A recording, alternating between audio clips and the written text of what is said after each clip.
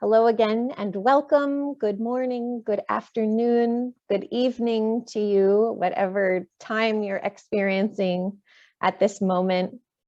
Thank you so much for being here again as the JCoR delegation to the 2022 High-Level Political Forum on Sustainable Development, which we refer to, since that's such a mouthful, we refer to as the HLPF for its English abbreviation. And we're very happy to be here together again as a group now in the season of Easter, which of course is a time of great hope and joy for us as a people of faith, and also a good time for us to resume our conversation and our preparation that looks forward to this conference that's happening in July, in which we will all participate, but also really a process that extends throughout the year with an eye toward long-term change and transformation, which we envision in the spirit of Easter and the way that we know and contemplate ideas of resurrection, faith, and hope in a future that's different from the present. So I thank you all once again for coming together to be community and to be a delegation of many congregations, many nations, many languages. It's a wonderful and rich group we have here together today. And before we proceed with kind of our agenda, as it were, I'd like to call us together in a brief prayer to bring us together in spiritual communion. So let us pray. Gracious God, even in our unfinished state, you take delight in what we are and in what we will become. Help us to claim for our own your gentle leadership in our lives. Help us to know that you are always hoping for more for us and from us, for our nations and from our nations, for our planet and from our planet. Give us the strength and the peace of heart to be filled with your power. Give us the courage to use that power to establish justice. Give us faith in resurrection so that we may be patient and persistent in our journey toward your reign. Amen.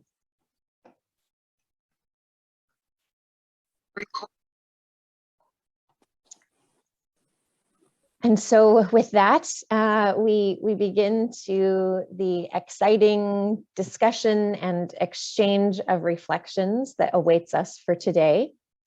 If you saw my email that went out in preparation for today, or recall from some of our previous meetings, we did have spent a lot of our first few calls, our first few gatherings together have been about offering information and input from those of us who are here working at United Nations headquarters in New York, and offering an introduction to what the HLPF is, what it looks like, what are the opportunities for us to participate in it, why is it valuable for us to participate in. And if you did miss any of those first sessions, please do take advantage of the recordings that we have available from those first calls. Those are there for you to return to as a resource, either for the first time or just to review. And of course, we've also been sharing all of the visual information that we present in the calls. So just like in our previous calls, that will be available from today. But today we'll have a bit of a different feel to it, which I'm very happy about, because for the first two calls, you had to listen to me speak for most of the time that we were together. And now we get to move into the portion of our preparations as a delegation in which it's much more of a conversation. And now we hand off our roles in a way, so I become less the trainer or teacher and more the listener, along with the other members of your congregations who are representing you at the United Nations.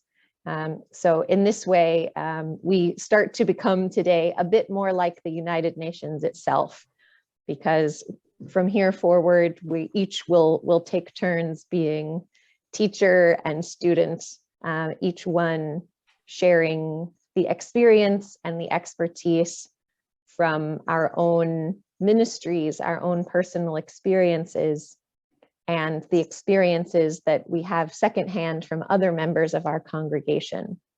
So this is a time when we start to share some of those personal insights from our various corners of the world. And so for that reason, I have to set us up today. Our title or our theme for today is Delegate Voices, and that's yours, that's your voices. And so we will dedicate our time together to hearing from one another about the experiences that you have had thus far in preparing for the 2022 HLPF, in terms of taking up some of those invitations and calls to action that we presented during the last call. And we'll also be looking forward to the education and the exchange that we'll be facilitating during the forum itself in July, by starting to share and discuss some of our own personal connections, personal expertise and experience related to the collection of sustainable development goals that are the priority, that are the main theme for this year's HLPF.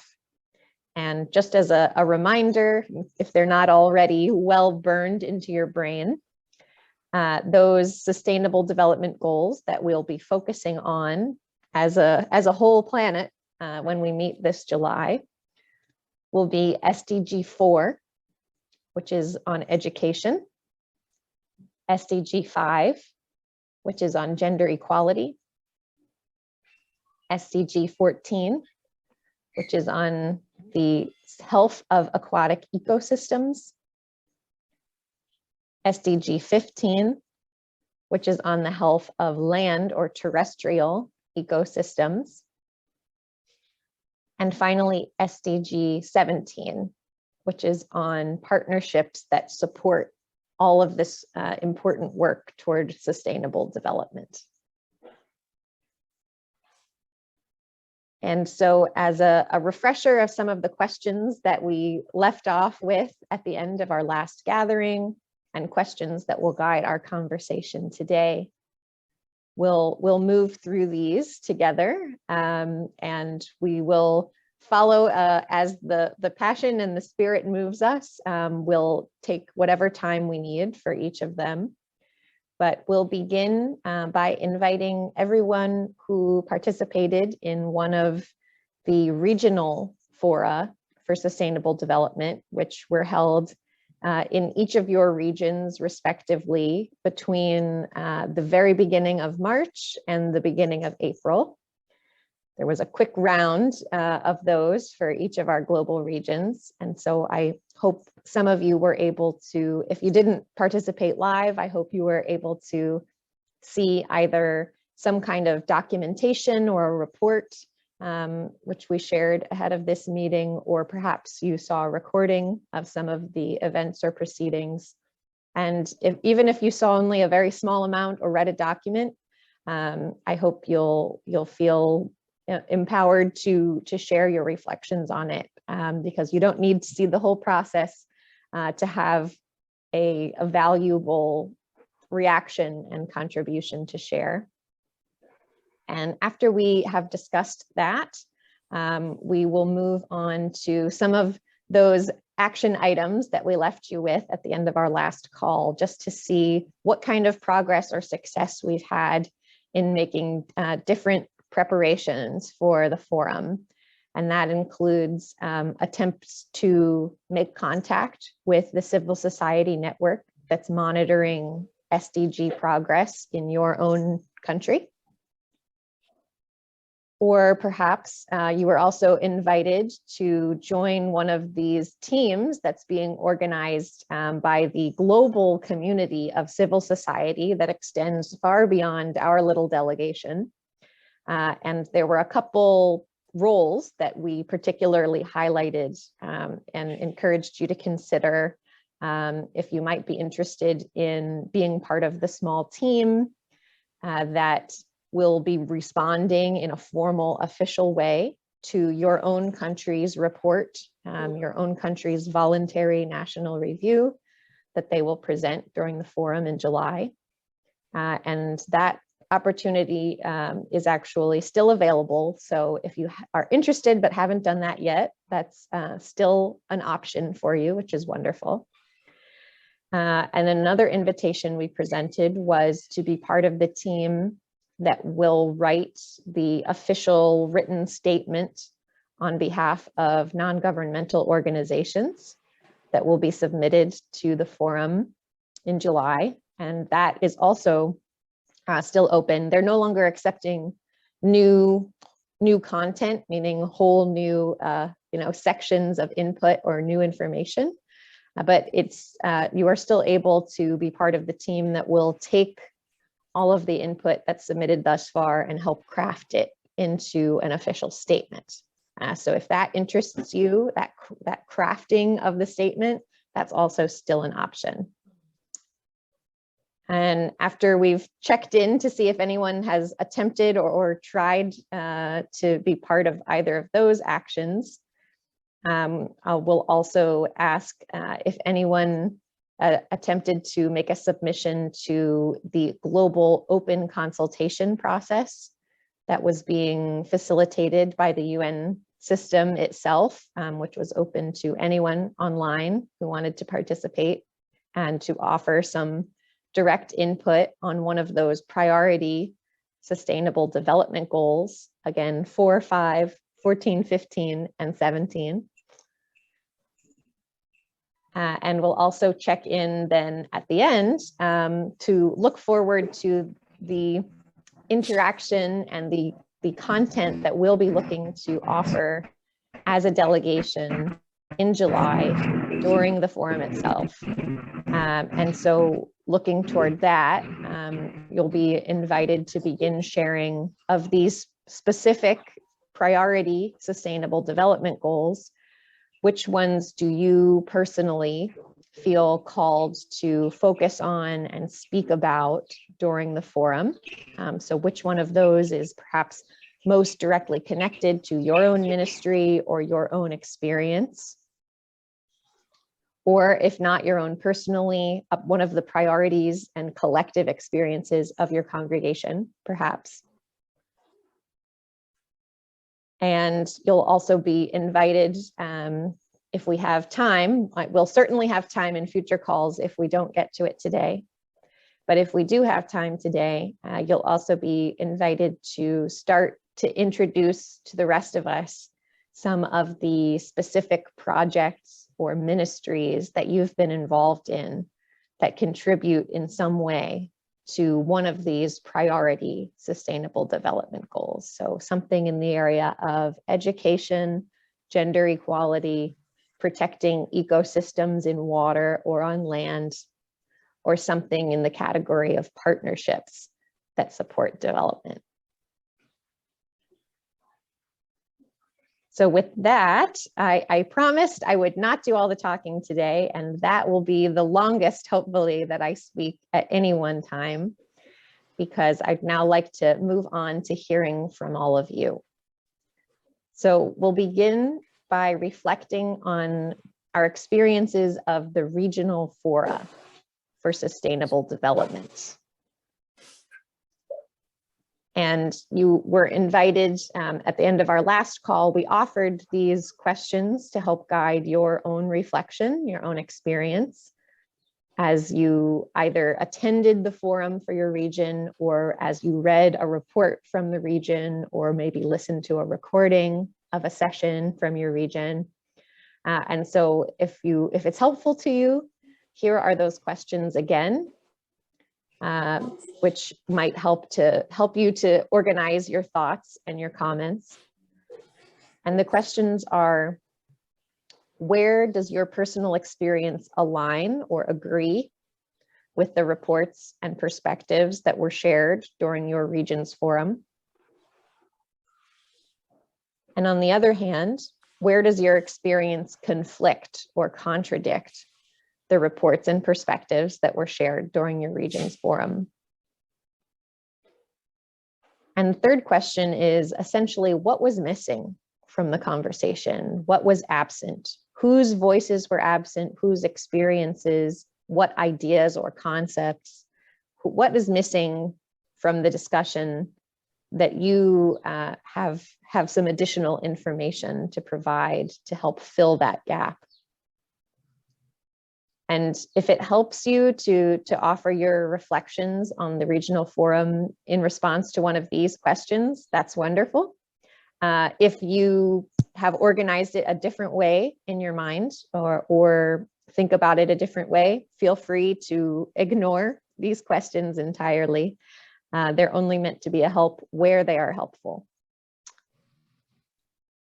So with that, I am going to, well, I'll leave the screen shared for just another minute so people can recall these questions, but then as we continue to share, I will take them down just so that we can see one another better, to have a more personal conversation. So with that, I would like to invite whoever feels ready and whoever feels called to share your reaction or your reflection or something about your experience listening or participating in the regional forum, your region's forum on sustainable development. So if you're interested in speaking, please let me know either by turning on your camera and giving me a wave, or by using the raise hand button, which you can find underneath the reactions icon with the happy smiling face. You'll find a raise hand button there if you'd like to indicate your interest in speaking. And when I see a hand one way or another, we will begin to hear from one another. And I see that Yolanda Jimenez is interested. So, and if I could ask you, Yolanda, and all who follow, please begin by reminding us of your name and your congregation and where in the world you are, so that we can have ourselves oriented as we begin to hear about your experience. So Yolanda, please go ahead. Thank you, Teresa. So I'm speaking from Italy and from the Society of the Sacred Heart, the Mother House. I participated in the Europe and North America Regional Forum online, and my experience on that was I saw a strong commitment of the regional member states. They were very much aligned to strengthen their efforts on sustainable development in the area. And it was at national level. So member states, in the few 4 minutes they had to illustrate their effort, gave some concrete examples on how they were integrating the Agenda 2030 into their strategy and action national plans. And so very concrete. But they also gave examples on how to, at national level, the member states also mentioned monitoring and evaluation mechanisms they were putting in place at national level. So they demonstrate efforts on concrete initiatives, but also on monitoring evaluation tools. And at regional level, they mentioned that they had created strong management hub on statistics, so that all the member states of the region could upload their statistics, and regional data could be available for all the stakeholders. So I was really, although it's a very political forum, I thought I did perceive the strong commitment they all had. And I really appreciate each speaker. All of them started their 4 minutes presentation on expressing their solidarity with Ukraine, and mentioning that peace was a sine qua non condition for sustainable development. And right now, this condition is at risk. So sustainable development might take a while in the region to happen. And as for the pandemic, I agree. I very much align with the member states and how the pandemic speed up digitalization in the region, but it also raised concerns on new exclusions. So that's more or less how my forum was. I leave the floor to others. Thank you. Thank you so much, Yolanda, for sharing and for having invested the time to follow those proceedings and get a sense of the story that's being told from your country and from your region. Is there anyone else who's interested in sharing a reflection from your region's Forum for Sustainable Development?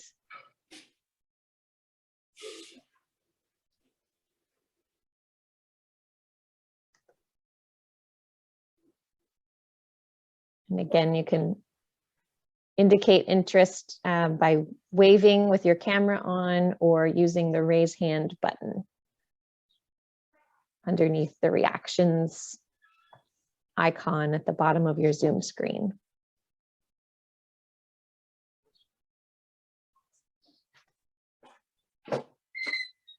And it can be a reaction to actually attending the forum, watching a recording, or reading a report from your region, or even from a report from just your country.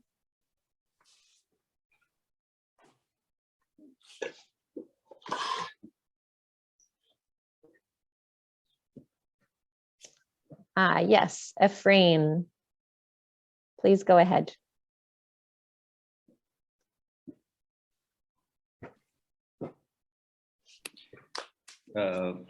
Good evening to all of you. I have participated in this Asian Pacific People's Forum on Sustainable Development. I am in Sri Lanka as a religious Claretian missionary, and this meeting was online, online. And it was a very interesting experience for me. It is the first time where I have seen many social groups and NGOs participating in the meeting. It was a bit tiring because it was many hours every day. During 5 days we were there. But really, I learning a lot, and I have seen what is happening in different countries in this region. The thing is, I realized this work really needs be engaged with other groups. In this case, we can talk about this 17 goal about the partnership.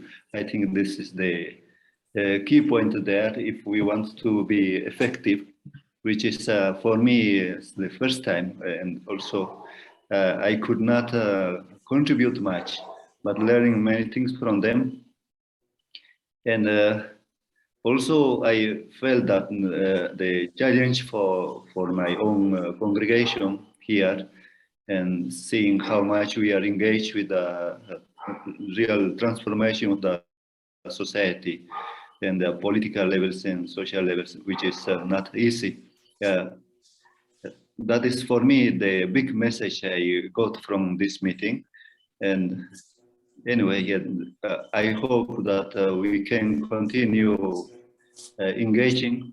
I try to connect with some other organizations, but after those meeting days, they had another meeting also in Bangkok. It was a presential meeting.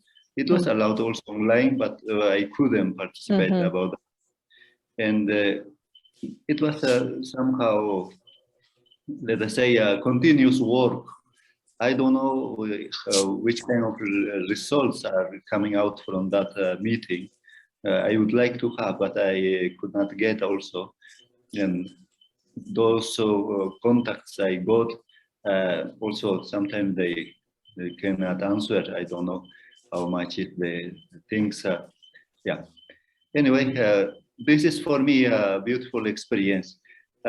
Some things of that I have seen there like missing is the participation of the, for example, the farmers.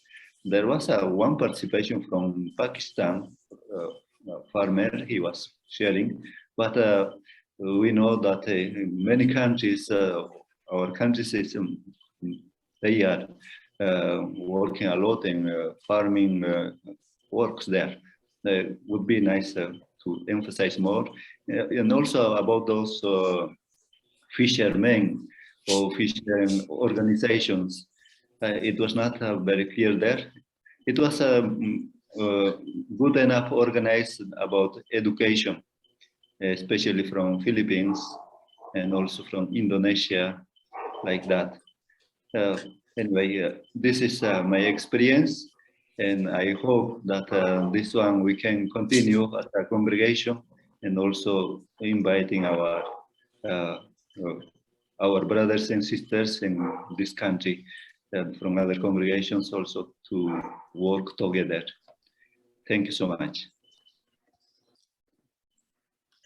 Thank you, Efrain. And for those who don't know, he is a member of the Claretian community. So thank you for sharing that experience. And I think, you said it was your first experience with a process like this, and you felt you really had to do more listening than speaking, which I think is an experience that's shared by many people for their first time in any UN conference, whether it's online or in person. But I applaud your efforts to make personal connections, especially online, as that doesn't come as naturally as when you're in a room with people.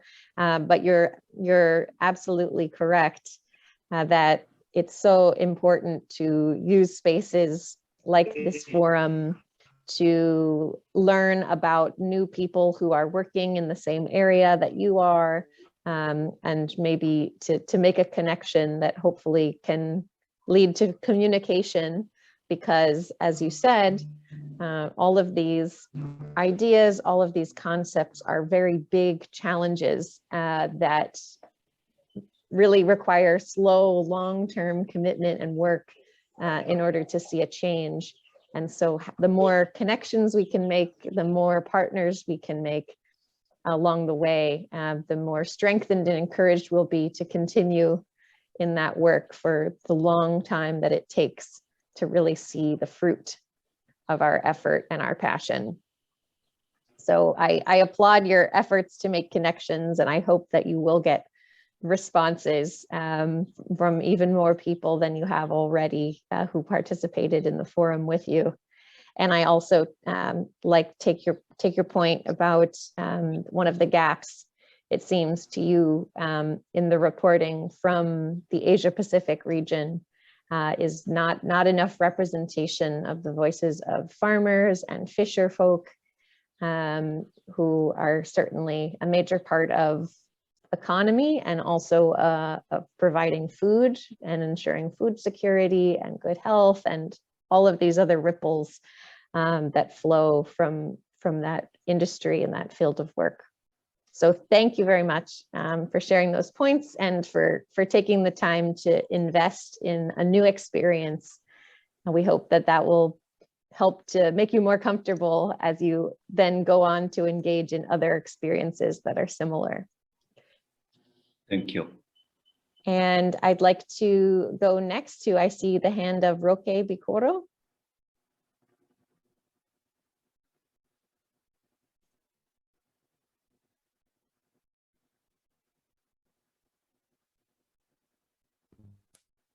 ¿Se me escucha? Yes. ¿Se me oye? Can you hear me? Sí, muchas gracias. Okay, thank you. Saludo a todos. I would like to greet you all. Y me llamo Roque Vicoro. My name is Roque Bicoro. I am a Claritian, as my brother, who just talked. I am in Guinea, in Central Africa. It is the second time I participate in this kind of fora, and I am sorry that in previous meetings I could not attend due to internet connection problems, but today I'm very happy to be with you all. I am delighted to be here because I see a lot of participation, and in other meetings I was not able to see so many attendants and in such a diversity in cultures and voices, and this is very important. And I hope that we can gather all the information we have to share. I participated in February and in March in a meeting that we held in our congregation. It was a meeting of Central Africa delegates, and we were discussing the ODS, and we also saw that there was not a high participation due to internet connection problems, because you know that in Central Africa we always have certain communication problems with internet. But despite that, and despite being a few members in the meeting, I believe that the work that we carried out was very interesting due to the information that was shared and the participation. We are trying to cooperate. We are trying to create a common strategy. Especially, I talk about strategy because the social political context is kind of delicate. There is not a great openness to receive information, to receive input. There is no much freedom of expression in this sense. But nevertheless, we were able to do some work. And some of us were already more knowledgeable on the ODS. The members of Nigeria were very knowledgeable, and they are already working very intensively in the ODS, and their input was very important in the meeting. And for the rest of us who are newer to this, we were delighted to learn from them. And now, what we found that we had in common in that meeting, and especially in my country, is that life is being used as a political weapon. And this is a hindrance that we are meeting, because our country is not a real democracy. Well, formally it is, but in our practical experience, we see that it is not. Because if, well, one thing is what is written down and communicated in speeches, and a different experience is the daily basis. And as an organism, we have tried to approach the institutions who are working also on the ODS.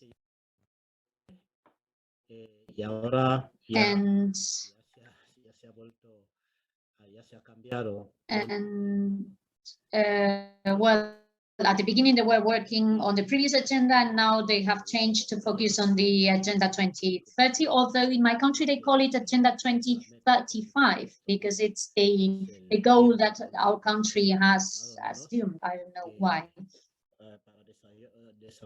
And so in my country, the ODS framework reaches 2035. And these institutions that we have approached have already started. Also, our access to real information, to what they are really doing and not what they are stating, is difficult. We started gathering information on in situ, on the basis, but the pandemic, the COVID pandemic, made this work very difficult. So after the COVID pandemic, there were also some explosions, bombs in the main city of the country, and these two factors were used politically, of course, and not to disseminate information. So we started with a strategy of approaching these institutions as an institution as well. We try to approach the institutions from our schools, from an educational framework, and we are trying to gather some information. And we detected also a main need, which is to enlarge the meeting space that we are having on the ODS. We are meeting just inside our congregation, and we are thinking of enlarging the meeting space, opening it up for other social agents, because we believe that their input might be crucial, even more important than ours, and because we really need to get more objective information that is not coming from the administration or from the power. I mean, if there are individual persons who are working at an administration level, at public administration level, their input could be crucial to know what is really being done. So in this sense, the experience was very positive, but we had some difficulties, as I already mentioned. And since now we are starting with our work together,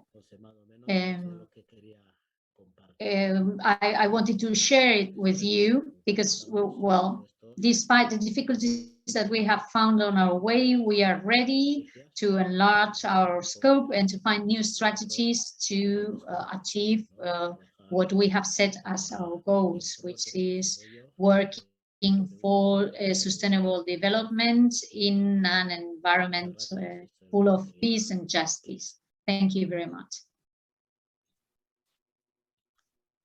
Thank you very much, Roque. And I heard a number of challenges from your experience, your congregation's experience in the region of Guinea, first of all, associated with challenges of even being able to have a conversation, which is a theme we're hearing from everyone, the struggle of digitalization and having reliable access to internet and other forms of technology as really an important pathway to another challenge you mentioned, which is freedom of expression, and giving people the openness and security to genuinely share their experiences in a way that can be helpful to making policy and making programs that support sustainable development. And I think it's excellent that your congregation has taken up the effort to educate all the people that you're connected with, especially young people, through your schools, to ensure that the Sustainable Development Goals are a concept and an agenda that everyone is aware of, because of course it requires everyone's contribution, and to ensure that governments are really committed, it will require us to know what they have promised and to hold them accountable. So taking those first steps within the congregation is a really excellent starting place, and one that you can even use later when communicating with governments at any level, to offer a pathway to their work, a good example of how to socialize the Sustainable Development Goals and to get more people involved in them. And I wonder if there's anything else that you might like to add about the specific issues or concerns or challenges, other than I heard freedom of expression and challenges to democracy in practice, and the digitalization and technology challenges.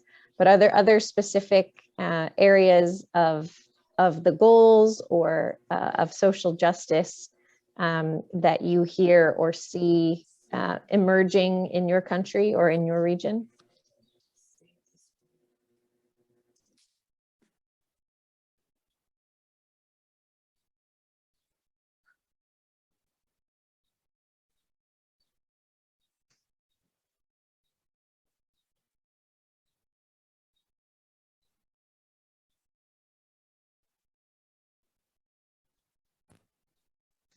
A ver, sé conmigo, ¿no?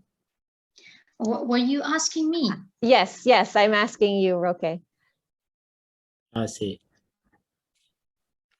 Ah, ya. Muchas gracias. Es que Oh, thank you, Teresa.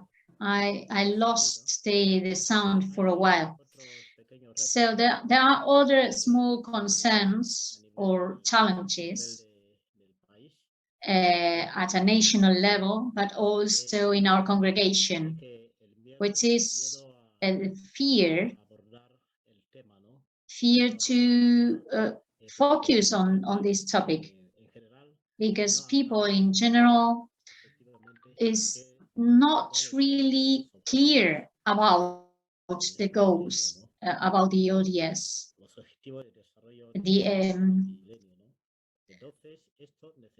So I believe that we still have a lot of dissemination to do, some training to do on the SDGs. It's not so much an academic formation or training, but a more human contact, a dissemination of what is the scope of this and what is the meaning of it. We really need to disseminate this information so that they can be aware of what the SDGs are and what they mean for society and for everyone and for sustainable development.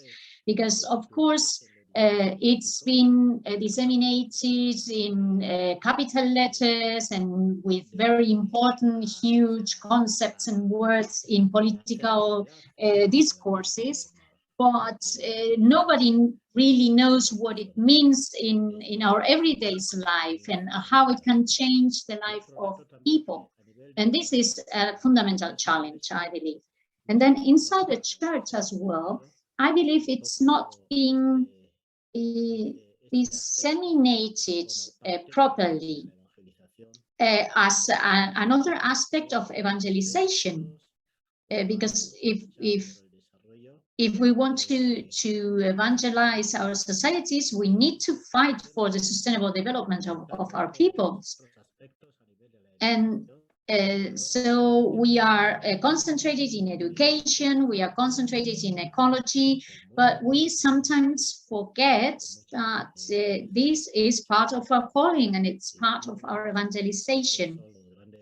And I believe these are the two big challenges I can recognize apart from the ones that I mentioned before. Another challenge is bringing this to the peripheries. But we need to be very prudent here, because this topic is dangerous in the peripheries, because in the city there are international organisms and bodies, and they are diplomats who can cooperate with us, who can who can initiate different activities or give us support, for example, in our initiative, in the initiative of my congregation. But in the periphery, we cannot even talk about this, because society is very politically mediated. In the small villages, there are tribal issues that are also politically tainted, and we need to be very, very prudent if we want to bring this to the peripheries. And in this sense, we have started working with our teachers and with our students.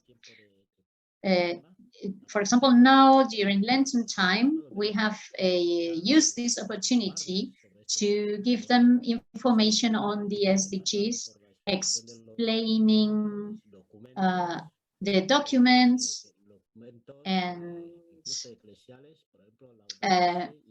explaining Laudato Si and Fratelli Tutti as well, ecclesial documents, which are very important, and which are also talking about the SDGs.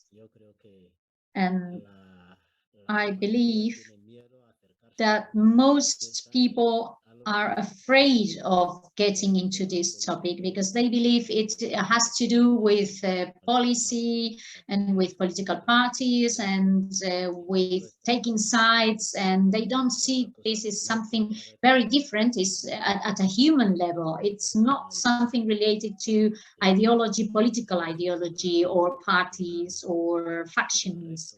And this is a great challenge for us because there is a lot of fear and intolerance.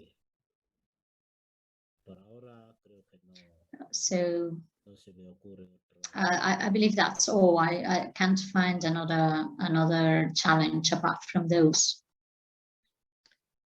Thank you, Roque. And you raise very important points about spaces in which we as a faith community can be not only active and engaged ourselves in the SDGs, but reaching out to all the communities we touch through the church community, through evangelization and preaching, and also through schools and other centers of community life where we are present.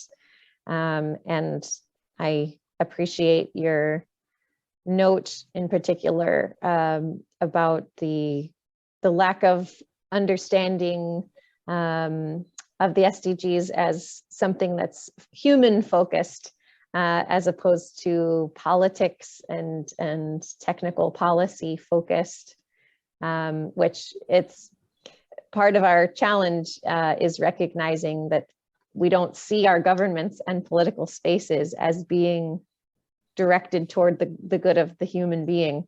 That in itself is a great challenge, that those are seen as separate kind of missions, separate categories of work. But recognizing that that is our starting place, it's important that we do what we can to help kind of break down that division and bring this opportunity to focus on the good of humanity and the good of our earth out of that political or from behind that political wall that people don't want to cross or engage with. That's a really excellent point. Is there anyone else who'd like to share an experience from a regional forum on sustainable development?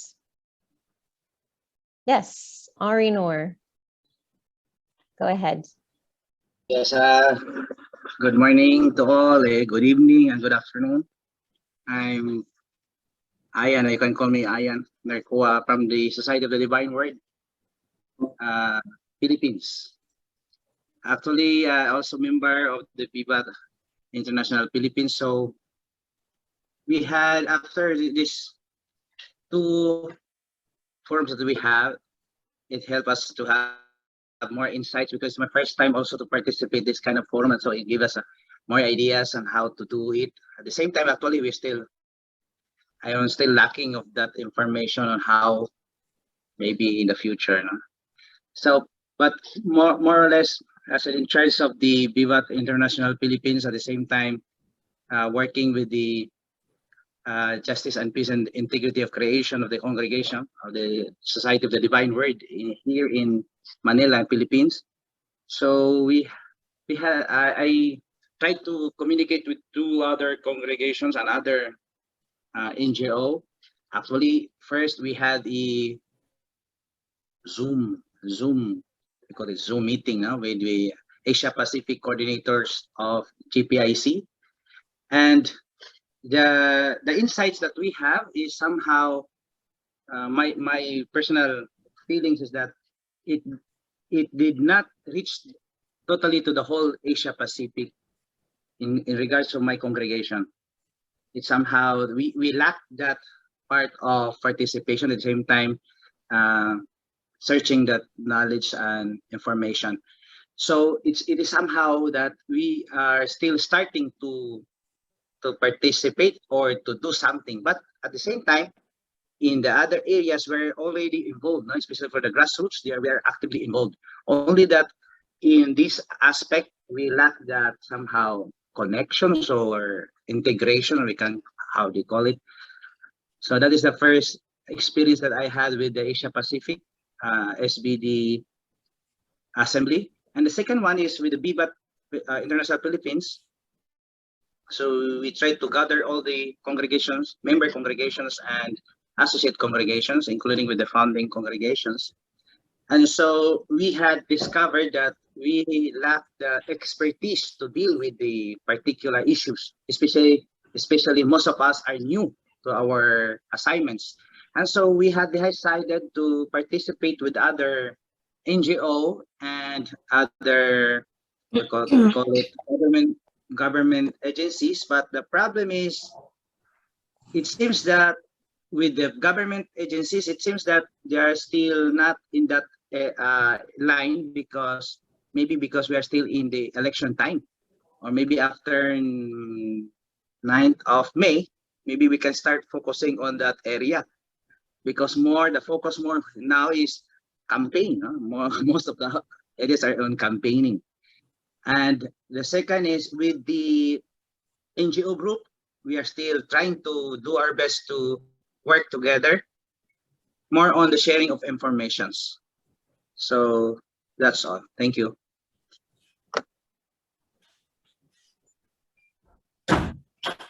Thanks, Orinor. And it's great to know about other ways that we're networking and organizing as religious congregations, the way that you are through the network of Vivat International, which, to those who are not familiar with Vivat, it is one of the NGOs that represents religious congregations at the UN, but it represents a collection, a team of several congregations who are working together through one NGO. And as Orinor mentioned, they make efforts to gather in various regions to help organize and hear input from different regions as well, which is wonderful, and something that we're also seeking to do through meetings like this.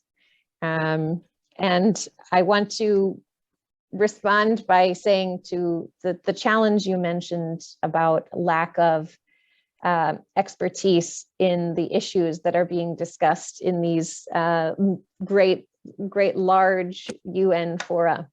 I agree and understand on one hand, it's very difficult to enter these conversations sometimes because the language is very complicated. A lot of new terminology is used that's not familiar to us if we're new to that forum. And a lot of time the discussion feels very high level. It's somewhere above our own heads and our own experience, in terms of, it's about policy and it's about structures, it's about systems, and how these things can change on a very high level. But I just want to add to that, that yes, that is true, and it can make it very difficult for us to join the conversation. But on the other hand, I want to affirm that the reason that all of our NGOs have a presence at the United Nations is because the United Nations itself recognizes the value of the experience that you do have. It recognizes that the familiar community level connections that you make through parishes, through schools, through provision of services to the community, through so many different forms of relationship building, that's where, they talk about the issues somewhere at the mountaintop level, but the issues are experienced and felt at the level where you are in relationship with your communities. And that's also where we hope to see progress on things like the Sustainable Development Goals. It's at that level. And you are an expert at that level. So I just want to affirm and reiterate that while the language certainly can make the UN conversation feel distant and inaccessible, that the experiences that you have are really an important expertise that actually is often lacking among the government officials and among the policy experts. And that's why your voice is so important. You do have an important expertise. It's just different from the one that's organizing the conversation, but yours is every bit as valuable, if not more. Yeah, thank you. Is there anyone else who had an experience of a regional forum for sustainable development or a report or a statement that you encountered from one of those fora that you might like to share your response to? Yes, Teresa, go ahead. Thank you for this opportunity to just share a few reflections. I'm from Good Shepherd, and together with me in this forum is also Winifred, who is our UN representative for the congregation, and also another sister from the Philippines. I just want to share a reaction from the summary of the roundtable discussions for Asia Pacific. As I look at the Sustainable Development Goals 4 and the items that are highlighted in the document, Sustainable Development 5, SDG 5 and SDG 15, I'd just like to share that in Asia Pacific, within the Good Shepherd units, we are in 19 countries. And it has been a learning journey for us to elevate our grassroots experience in running programs and ministries to a different level of looking at the integration between the individual program participant and the systems that surround the issues that we are looking at. into a rights-based approach. And to our surprise, when we had our panel events for the Commission on the Status of Women 66, many of our countries got together to discuss on different issues. And as I read through the different sub-points that are in this document on the summary of roundtable discussions, many of the issues that are here are being experienced by our program participants and on the ground. And through constant education and consistent capacity development of people who run the programs to elevate their thinking as to how what they're experiencing on the ground is actually a systemic issue. And we've seen that the CSW 66, the panel events that we've had this year, the issues that are raised were very different from the issues that were raised last year because of the education and the constant capacity development that we've had across the region. All said and done, we are still not ready yet to discuss the sustainable development goals and to advocate for them within our respective countries. But I think as we move along, as we continue to educate people who are change makers in the different ministries and provide avenues for cross-country experiences to come together on similar issues and to advocate for those issues, I believe we will get there. Sooner or later, we will get there and we will be able to advocate for our own national governments, because that's where the changes happen, not so much at the UN level, but in our respective countries. And we were very surprised. We also had one whole panel event on life on land, Sustainable Development Goal 15, where Indonesia came and spoke about the monoculture, about palm oil estates affecting sustainable development of women and gender, and the effect on gender issues, that arose from that. We also had our Nepali colleagues talk about the mountain and how climate change has changed the whole ecology, and the whole sustainable of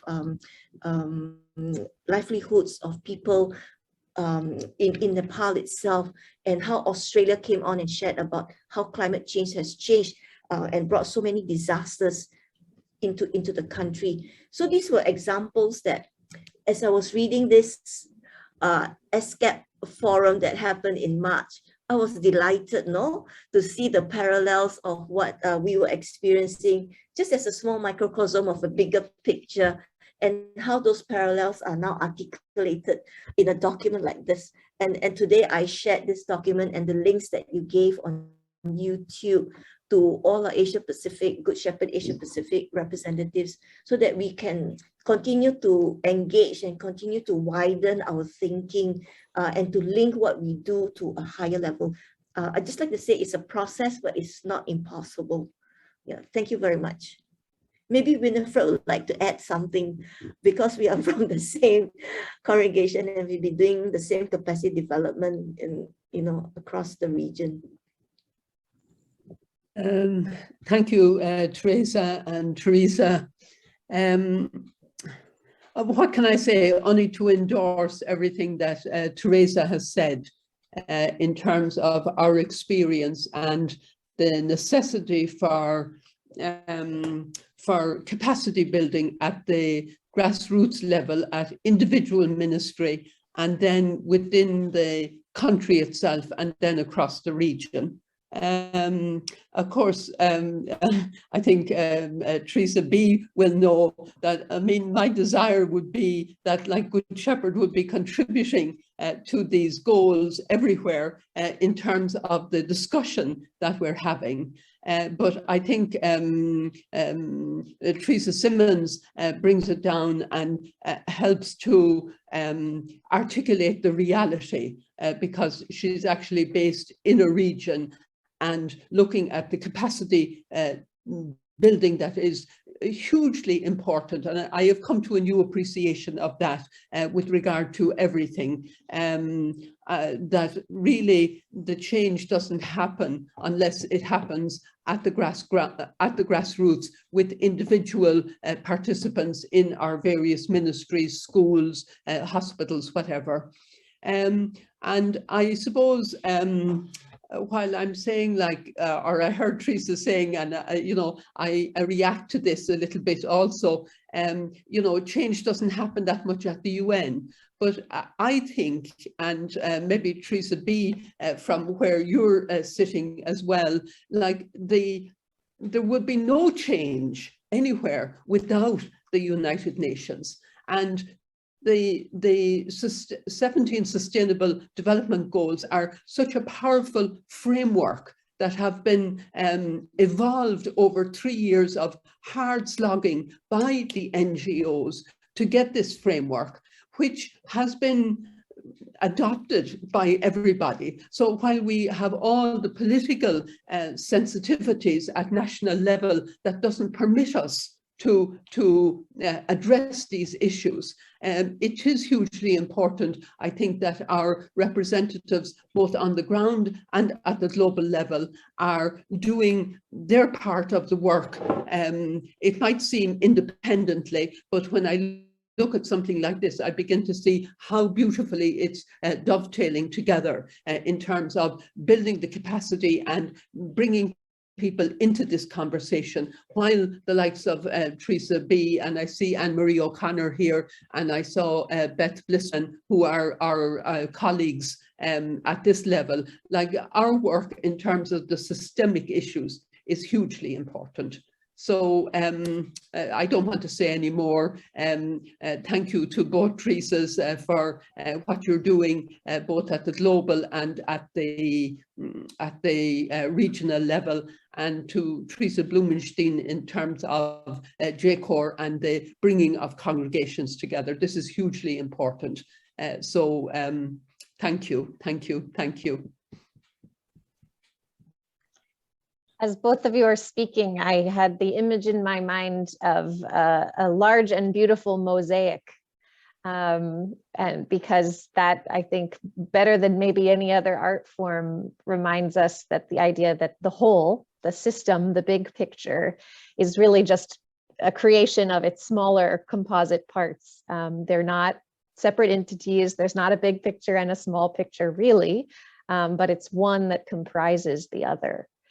And I think that's very true in the way that we organize and what the reality of our world is. The larger vision of reality is in some way it stands upon, it is comprised of the smaller realities, which I think further supports the point that Arinor was making to, or that we were discussing after his comments about there might have a different type of expertise that you're each bringing from your various grassroots or national experiences, but they are the essence of what the conversation is about. They're specific, small, detailed examples, but they really represent the whole idea. And the more that we talk about the smaller stories and examples, the more we begin to see, oh, my story is like your story on the other side of the world, and these large patterns become clear. And then we see how much we really, what expertise we really do have. We think we know only about a small part of the world, and as it turns out, we actually know about a much larger system and a much larger pattern. Is there anyone else who'd like to share an experience from a regional forum or from a report that you saw from one of the fora?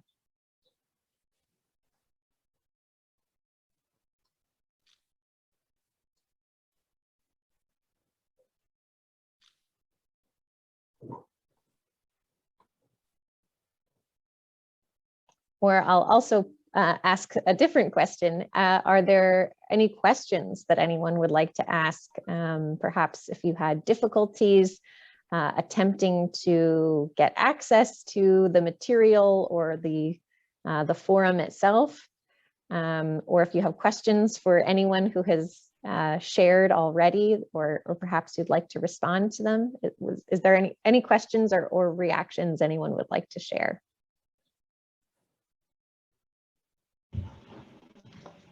Intro? Yes, Ezekiel, would you like to speak?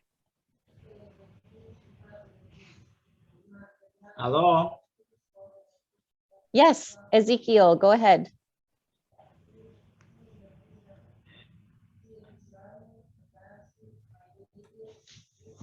Boa tarde. Good afternoon. Okay, good afternoon to all of you. I just entered to the meeting right now because I had a problem of connection. I'm sorry. I finished it. I got in now. Because I have the connection problem. For it, I'm into now. I get on now. Thank you and welcome. We're just sharing our experiences from different regional fora for sustainable development that were held in March and April. So if you have anything that you might like to share from one of your experiences, if you were able to attend or watch a recording or read a document, you are invited to share your reactions to that. Okay.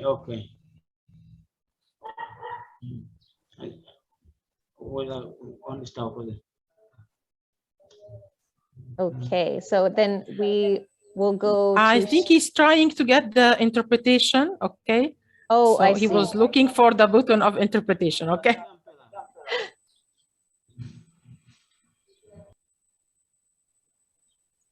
And maybe we'll go to Sheila while Ezekiel is getting on the right interpretation channel.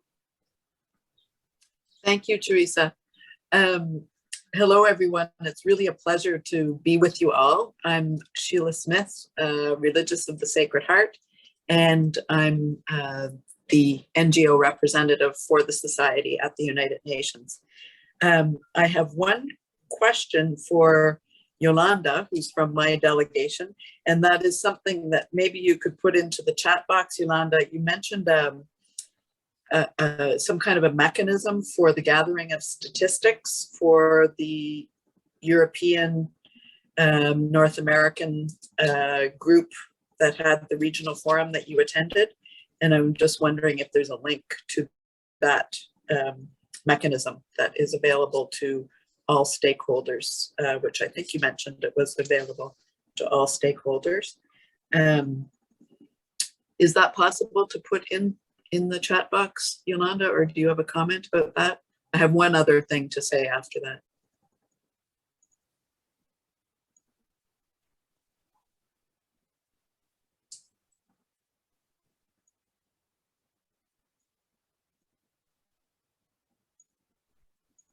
Maybe she's not here anymore. Anyways, I'll find out and send that to you, Teresa, to send around to everyone.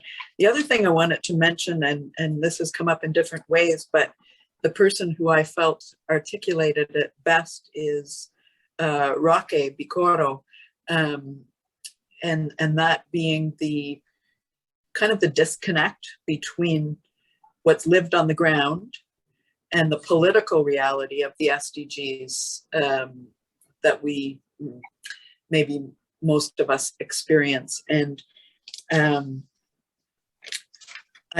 just wanted to mention that I see that perhaps it's a good follow-up for us, as you know, we have these HLPF delegations, but we're still looking, kind of grasping at how can we follow up to these meetings once an HLPF is over.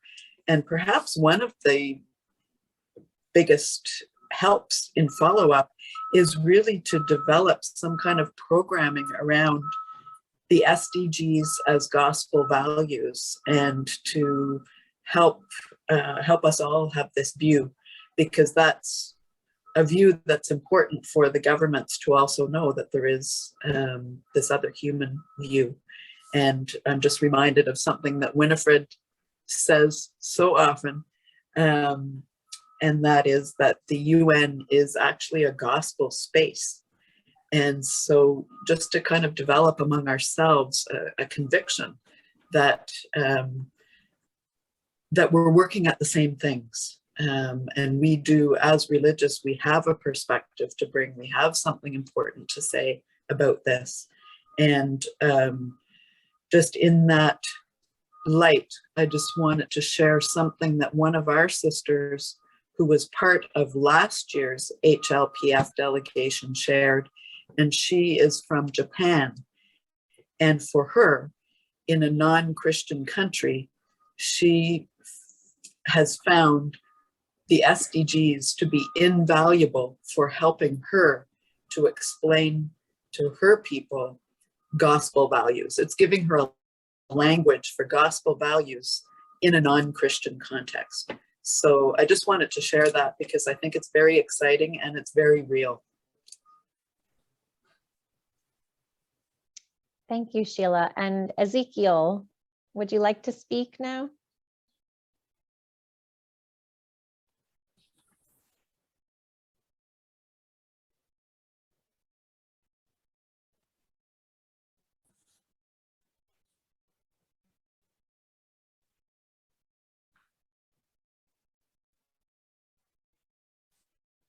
Okay.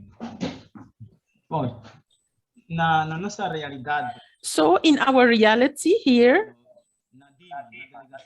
we are in the delegation of DIMA, My Africa, and especially in São Tomé and Príncipe, we have such a reality. For example, at the level of the SDGs,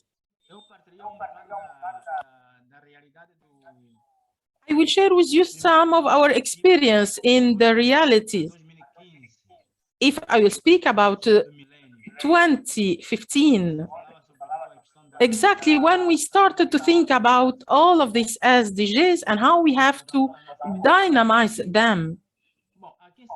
We thought about the education. We have a great level of analphabetism. But we have also another reality, political reality, that is reflected on our social reality. We thought that these objectives of the millennium, when we are going to start working on them, we started to think about schools. At that level of schools, we have an obligatory teaching for all levels of kids, starting from 3 to 5 years old. It's mandatory for the parents to send their children to schools. And after that, they're only able to enter to the primary school if they pass this introductory phase of education from 3 to 5 years old. But we thought that these SDGs, there is a lot of effort that we should underline. We are looking especially for education. Maybe we have to be in touch with any NGOs, and we have to tackle also a lot of issues concerning ecology, concerning ecosystem. And we thought that between this period, 2015 and 2030, there is a lot of organizations that would like to work with us. But we, as Christians, we thought that we have another dimension, the dimension of Laudato Si. And we started to make such campaigns to explain to all people what are the nature of this. In our country or in our region, there is a lot of green. We are living in an island and we have a beautiful nature. We are an island and there is a lot of touristic places, but let me tell you that the people doesn't appreciate what they have actually. we can appreciate our beauty only when a tourist comes to us and explain that we have a lot of natural wealth and resources. But unfortunately, government and all of the system is not encouraging the protection of ecosystem. So we saw that our first duty is to make such a sensibilization or an acknowledgement for all the population about the beauty of the creature of the Lord, about the creation of God. And we give such a workshop on how people, starting from children, how they can protect their own garden, their own tree, and so on. And maybe after that, we sought to go to a higher level, how we can be in touch with the ministry responsible for the ecologic system. And I have to say that São Tomé is also a part of a strategy, a geopolitical part, because from us we can pass to Ecuador directly. We are in the same longitude, and we saw how we can protect the nature, starting from this teaching, from this ecological teaching, because so many people in our country come to our country only to know what are the new beautiful way that connected São Tomé to Ecuador. But I have to say that even the USA have here a base, or let me say that it's a radio channel that it's called Sound of America, and it's based in São Tomé. I don't want to enter in political issues, but let me tell you that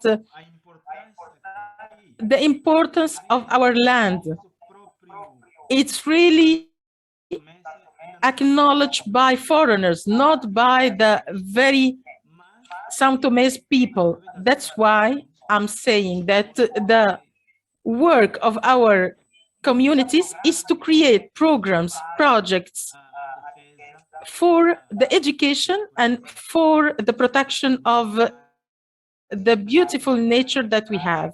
I don't want to tell you how beautiful are the beaches and the green land that we have here. Now, it's really to say that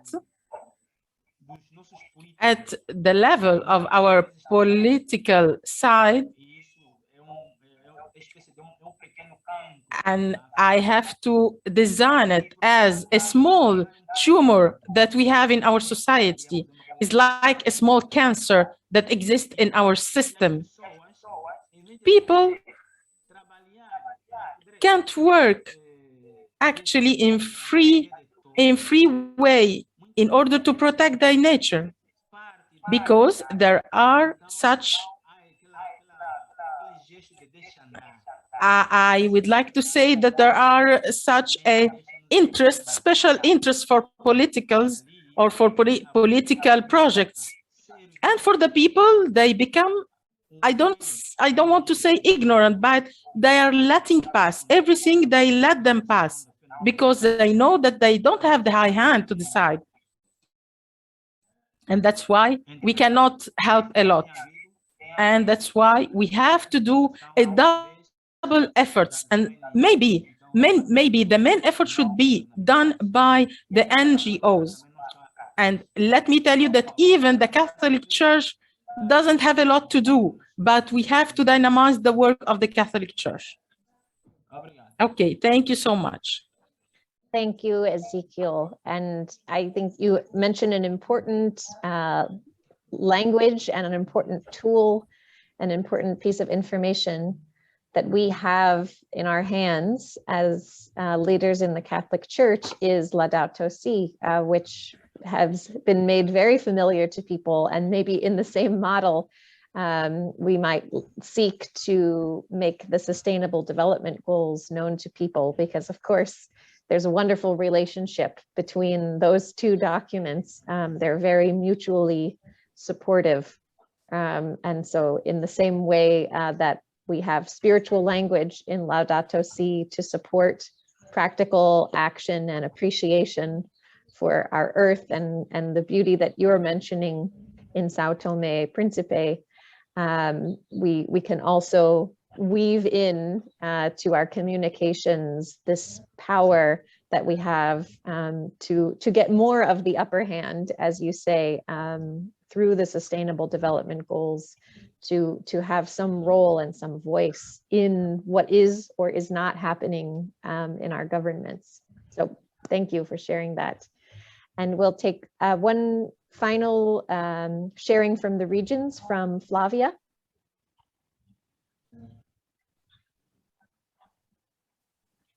Buenos días. Good morning.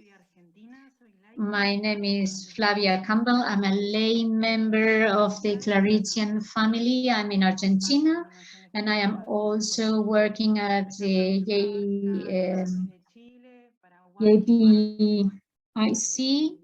in the network that is present in Argentina, Ecuador, and Colombia.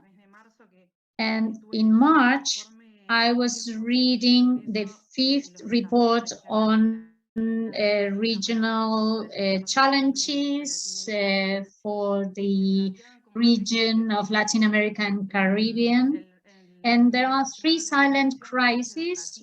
One is the education gap that was terrible, affected by COVID. With the suspension of presential teaching and preventing the less favored sectors of children to attend classes.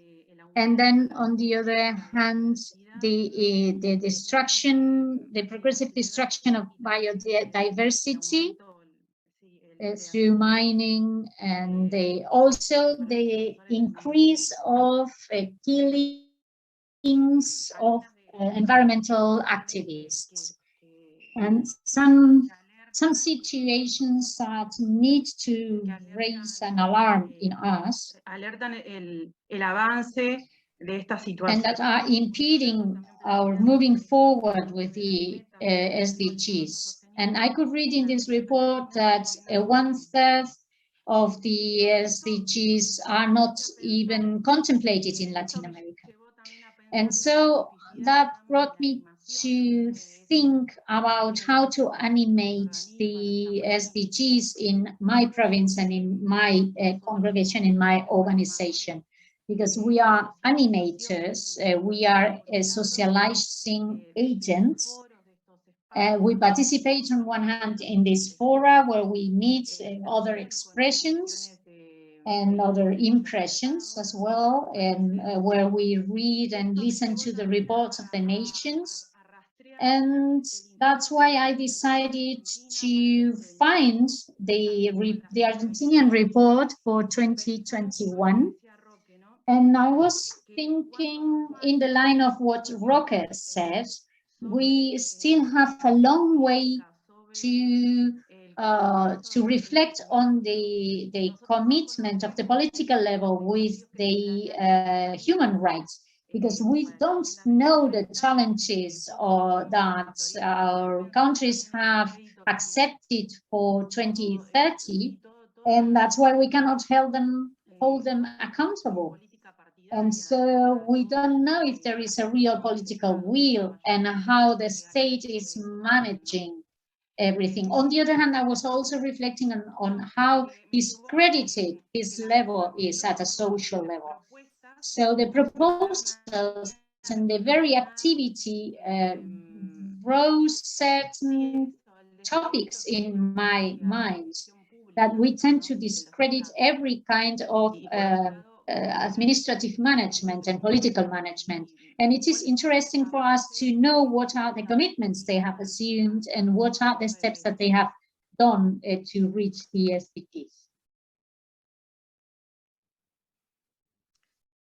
Thank you, Flavia. And you make a very important point that has come to me many times in working in the United Nations fora, is that really at the end of the day, the work of diplomacy and of meeting of many governments and many regions is a work of seeking to build consensus and transforming hearts and minds. And as you mentioned, that's a skill that this community has in abundance. You are animators.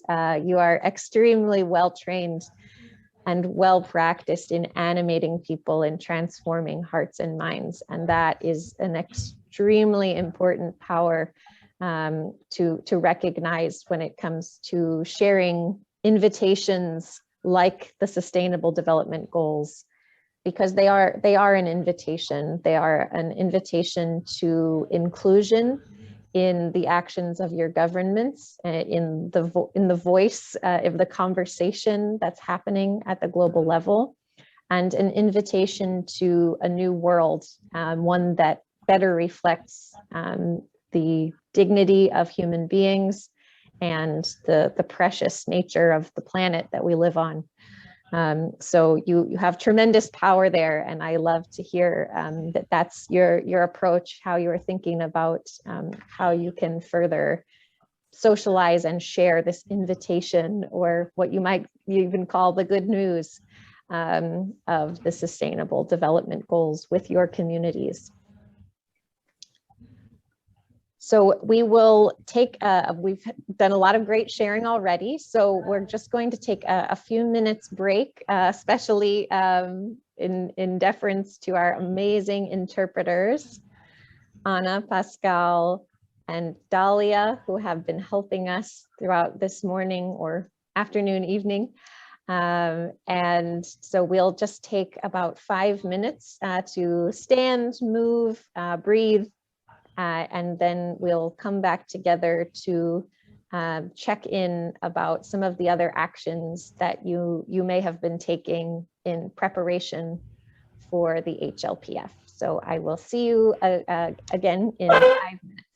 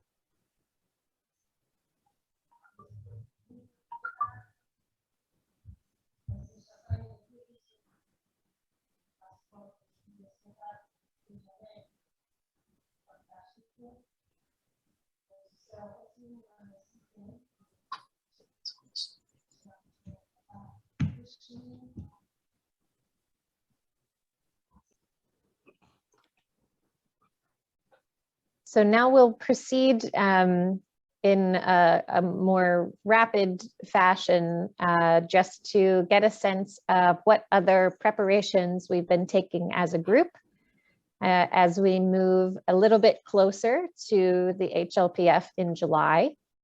And essentially, I'll just be taking kind of a poll to see where we have taken action so far as a group with regard to these invitations to have input into the process.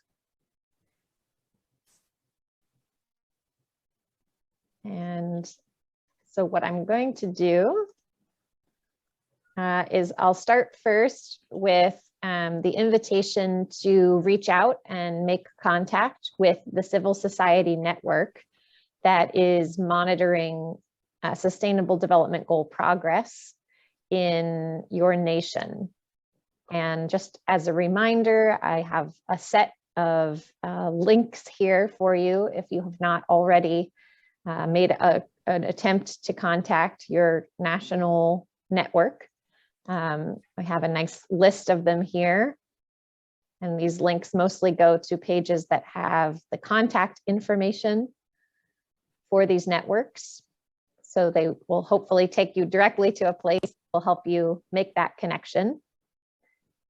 And when you do, you're encouraged to send a note or a message introducing yourself, asking what action or what contribution that network will be making to the 2022 HLPF. And if they happen to be preparing a report, to ask them if it's still possible to submit ideas or to be involved in the creation of the report in any way. So I just wanted to quickly, we can do this by a show of hands, just to get a sense of who may have attempted this already. So if you have your camera on, you can wave, or again, you can use the raise hand button underneath the reactions button on your screen. But could you, in one way or another, raise your hand if you have attempted to contact or to become a member of the national network in your country that is following progress on the SDGs?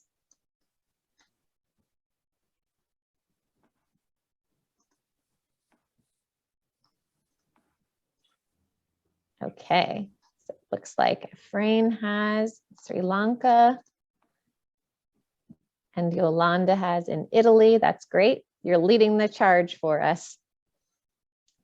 And for everyone else, that's very much, that invitation is still open. And so we'll continue to encourage that, and we will share the links again going forward. So you'll have that access to that information, and we encourage you to just take some time to make an initial connection and see what happens, see what opportunities arise from making that connection. And I see that Carmen Elisa Bandeo is telling us she has made an effort to try to connect with the representative in Greece and hasn't had success so far. So keep trying. I'll also look to see if I can find any alternate method of contacting that particular network, and see maybe there's another platform that we can use to connect with them. And if anyone else encounters a similar challenge along the way, please write and let us know, and we'll see if we can't find a way around the obstacle together. Okay, well, that will take us to our next question. So second poll, second show of hands about who may have attempted to join one of the teams that will be making an official contribution to the forum in July, which you'll recall there are a couple different ways to do that. So I'll start first by asking, has anyone joined the team for your own country? Have you joined the team that will create the official response when your government presents its voluntary national review? Has anyone joined the team that will respond and ask a question of their government?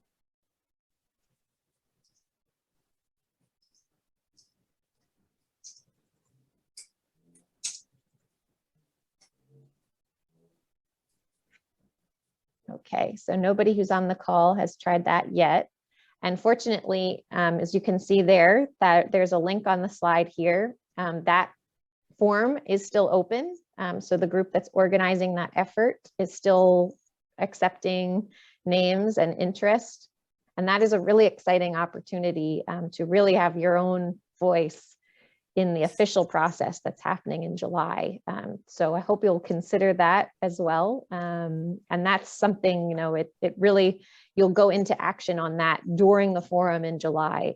So it won't be a lot of work beforehand, but during the forum, you'll work with others to listen to the report from your government, and then with a small team online, formulate the response and the question that you want to present in answer to your government's report. So a great opportunity to interface or interact directly with your government during the forum. The other invitation is to help craft or submit some ideas to the written statement that will be submitted on behalf of all the non-governmental organizations to this forum. And I just wanted to ask, did anyone submit anything already or sign up to be part of this process of writing the statement? Great. I see Yolanda's hand. I see Paul. And I'll add for that invitation, they're not accepting new content now, but they are very much still crafting the statement itself.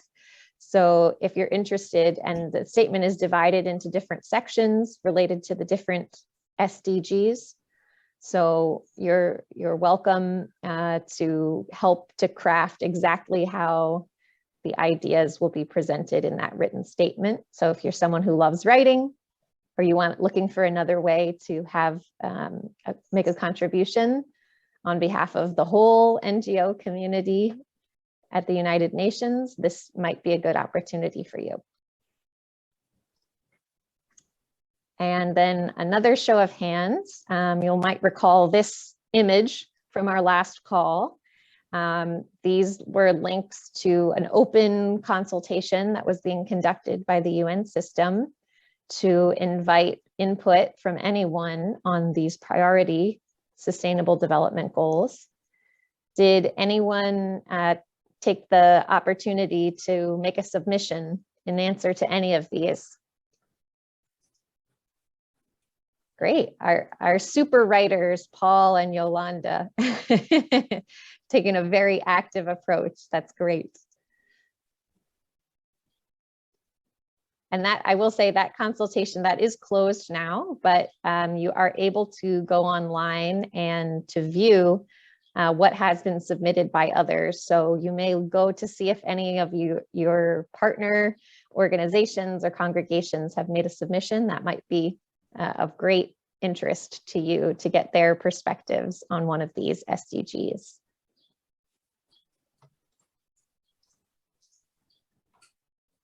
And so with that, I will shift our minds forward to the next steps that we will be taking together between now and our next call as a whole group, which will be on the 27th of May. And so, as I'm sure you're getting from the last few minutes, if you haven't already done so, you are encouraged and invited to make contact with your national civil society network monitoring SDG progress. You are asked to consider joining the civil society team that will make the formal response to your government when they report their voluntary national review. You are invited to consider joining the team that is going to draft one part or one or more parts of the written statement for NGOs to the forum.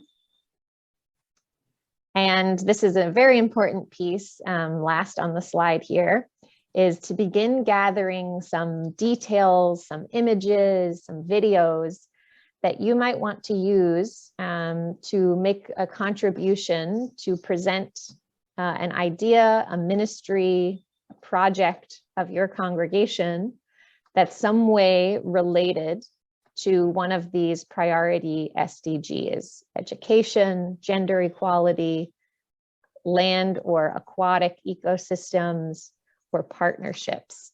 And each of you will be called on during the forum when we have these SDG labs to do some sharing about how you or your congregation works on one of these SDGs. So begin to think about what examples you might have to offer and start kind of gathering up that information that you might like to share as we begin to think about and prepare for those events that we'll have during the forum in July. And then further, to prepare for our next call together, there's the registration link for the next call. And I also ask you to watch your mailboxes for further emails from me with, of course, the materials from today, the recordings from today, and some other important invitations that may be helpful between now and May 27th. And I will also be sending each of you an email that connects you to just the other members of this group who are in your region. And we will have a conversation in that email to help set a date and time in the month of June, during which you'll meet as a region and have some conversation about the reports that have been submitted by your respective countries. So you can have a little bit more region-focused conversation about some of the finer details of SDG progress or lack of progress in your country and in your region. And as always, if you have any questions or encounter any difficulties, if you're trying to do one of these tasks and a problem arises, please feel free to write to me, and that is my email address there. And I see there is a question about making a video for the SDG Lab. I will let you know about how much time each person will have to speak during those events. It will depend on how many people are interested in each SDG, how we'll divide the time. But once we get a better sense of who's interested in which, then we'll be able to figure out how much time each person can take to do their sharing. And no worries at all about, bringing the details together and taking time to figure out and get organized as we prepare. That's why we're starting now in April for events that will happen in July. There's a lot to think about, and perhaps other people you want to talk to. So it's only to put the idea in your mind now and start thinking about it, and then we'll hopefully feel very prepared and ready come July.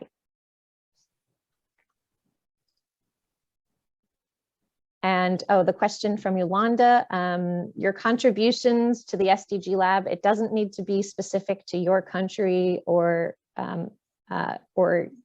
your country alone. It can be about any place in the world that your congregation has a presence or where you have experience.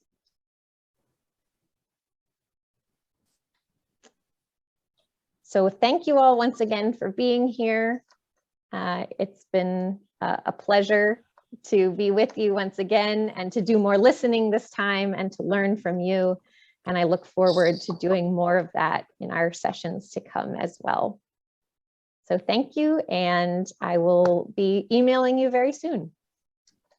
Have a good remainder of your day or night. Thank you, Teresa. Thank you to all. And big thanks to our interpreters as well. Thank you so much to Anna, Pascal, and Dalia. Thank you. Muchas gracias.